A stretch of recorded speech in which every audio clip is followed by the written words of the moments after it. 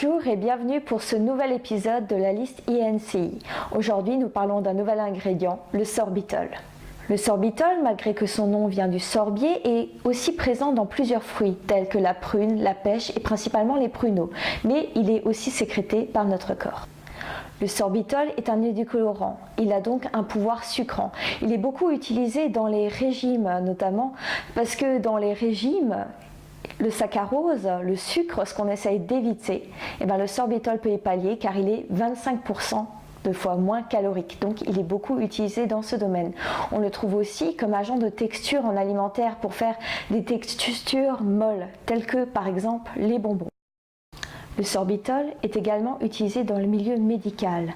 À haute dose, bien sûr, il sert de laxatif. Il faut savoir que des excès en sorbitol peuvent générer des problèmes digestifs ou encore de ballonnement. Mais bien sûr, si je vous parle du sorbitol, c'est pour son utilisation en cosmétique. Alors le sorbitol, il est utilisé principalement pour les soins bucco-dentaires. Grâce à son pouvoir sucrant, il est apprécié par les industriels et par la clientèle, mais on l'utilise surtout car il laisse une haleine fraîche et aussi parce que c'est un stabilisateur de formule et un humidifiant. Par contre, le sorbitol, il faut le savoir, est déconseillé pendant la grossesse et pendant l'allaitement.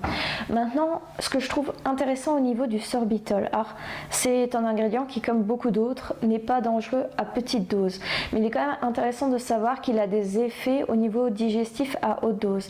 Maintenant, tout dépend du niveau de vie. Si maintenant on a une personne qui est fragilisée d'un point de vue digestif, ou s'il y a une personne qui pratique des régimes, donc qui sont riches peut-être en sorbitol, ou qui mangent beaucoup de bonbons, peu importe.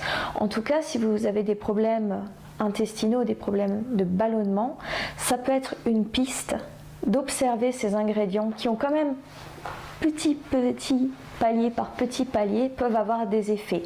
Donc voilà pour le sorbitol. J'espère que cette vidéo vous éclairera et que vous améliorerez votre lecture de la liste INCI et des conséquences qu'elle peut avoir au niveau de votre quotidien. Je vous souhaite une bonne journée. Au revoir.